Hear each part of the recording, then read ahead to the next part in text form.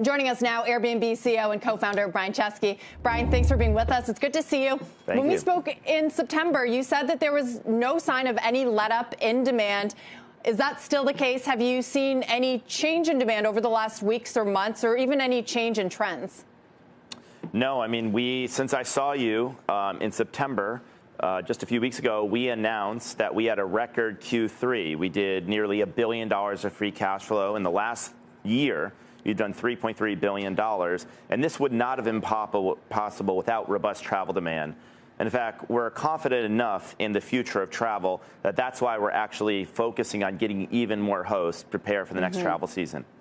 Right, that is a big focus. That's what yesterday's event was about, ramping up supply. I know that you're even listing your own home on the site to kind of show how easy it can be. According to data, though, from AirDNA, the rate of churn on a 3-month moving average appeared to be the highest in years. And for the first time since the pandemic, that made up for a net loss in listings. Are you having trouble keeping hosts on the platform?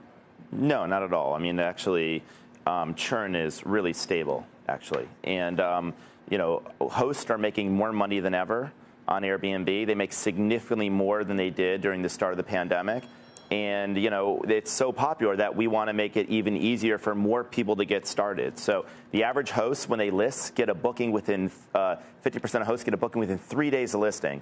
And so what we're trying to do is make it even easier for people. So we did 2 things we announced yesterday. We have a product called Airbnb Setup, which makes it really easy to set up your Airbnb by matching you to a superhost in your area. It's kind of like a Genius Bar, but on your phone with another superhost. And we're providing even more protection with a new product called AirCover that we launched last year, where we're going to now increase damage protection from $1 million to $3 million. And I hope if we do those things, even more people will consider hosting. We have 6 million listings that are active and booked on Airbnb, but there's 8 billion people in the world, so we're still a very small dent into the possibility of hospitality here on Airbnb.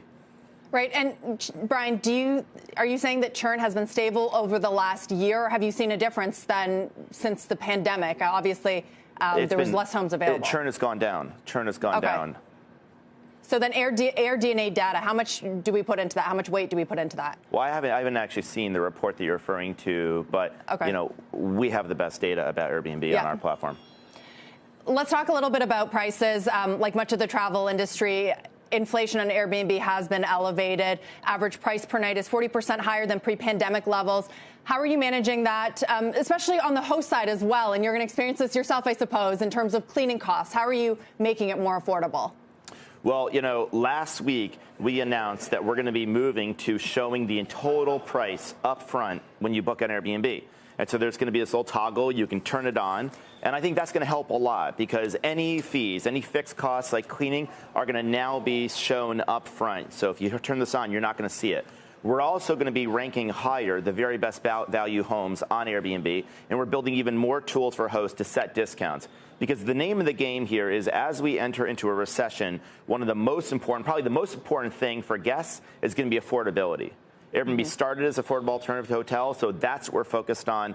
And I think if we get more hosts, that's going to also help because a lot of people are going to be renting extra space in their home. They'll often provide a great value. And, you know, part of, just to go back to one other thing, is why am I putting my home in Airbnb? Because I kind of partly want to show people that if I can do it, they can do it as well. And I also think people create products that are really great are great products for themselves. And that's something I wanted to do. Yeah, bold move. Good to see you in person. It's been quite a while. You talk about affordability, and sure, Airbnb has that component, but I also think of it as being sort of a premium product in terms of the type of consumer who's approaching it. Seems to be different from the target shopper that we heard this week is more price constrained. So I wonder, within that Airbnb customer component, are you seeing people trading down, getting smaller places, or staying a shorter period of time, or are you just anticipating that that might happen if economic conditions worsen? Well, I mean, the first thing I'll say is that we are a really diverse community. I mean, we have super high-end Airbnbs, but we also are very much a budget travel option for people. And generally, Airbnbs on an average price per night in cities are going to be still typically cheaper than a hotel. And remember, when people do like-for-like averages, there's often multiple bedrooms in an Airbnb versus one hotel room.